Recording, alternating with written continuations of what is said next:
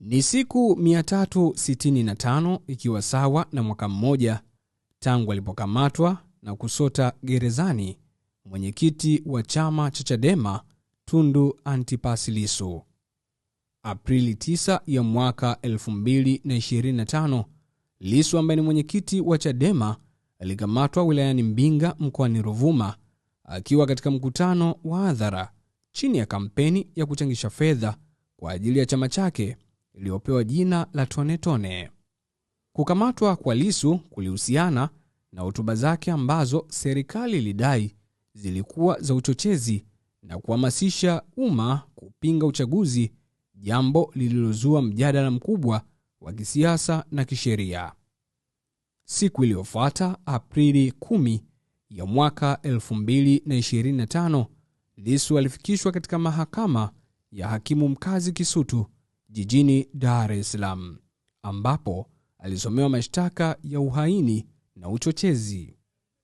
Hata hivyo, mahakama hiyo haikuwa na mamlaka ya kusikiliza mashtaka makuu ya uhaini, bali ilifanya uwasilishwaji wa kesi hiyo ili kuamua kama kuna ushahidi wa kutosha wa kumpeleka Lissu katika Mahakama Kuu ya Tanzania, masjala ndogo ya Dar es Salaam.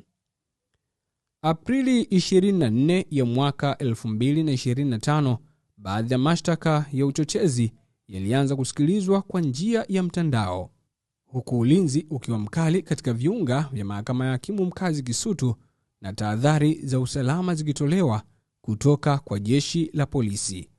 Lissu alikataa usikilizwaji wa kesi hiyo mtandaoni na mahakama ikakubali maombi yake ya kuwa kesi hiyo ifanyike katika ukumbi wa wazi wa mahakama, jambo ambalo lilipokelewa kimataifa kama hatua muhimu ya uwazi wa kisheria.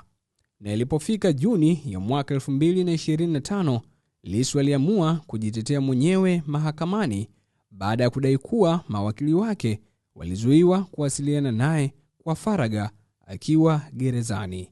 Hii ilimwezesha kushiriki moja kwa moja katika kila hatua ya kesi yake.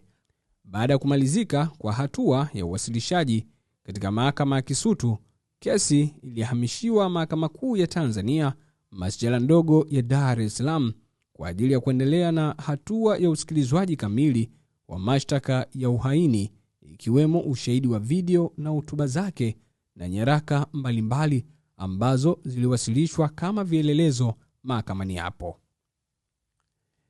Leo ni Aprili 9 ya mwaka 2026, imetimia mwaka mmoja tangu Lissu alipochukuliwa hatua za kisheria na kuwekwa gerezani. Kesi yake imekuwa kivutio cha kimataifa, ikichochea mjadala kuhusu haki za kikatiba, uwazi wa mahakama na uhuru wa kisiasa, huku wafuasi wa chama hicho wakidai kuwa na kusema kwamba kesi hiyo ni ya kisiasa, huku serikali ikisisitiza ni hatua za kisheria kwa lengo la kulinda usalama wa taifa. Katika kipindi hiki, jumuiya za kimataifa ikiwemo Bunge la Ulaya limekuwa likitoa matamko kadhaa na maazimio yanayosisitiza haki na uhuru wa kiongozi huyo wa upinzani. Aliibuka heka mbalimbali, ikiwemo baadhi ya viongozi wa chama hicho cha Chadema kukamatwa pindi walipofika kwa ajili ya kufuatilia mwenendo wa kesi ya Lissu. Miongoni mwao ni makamu mwenyekiti wa chama hicho John Heche, ambaye pia baadaye aliachiwa kwa masharti ya dhamana.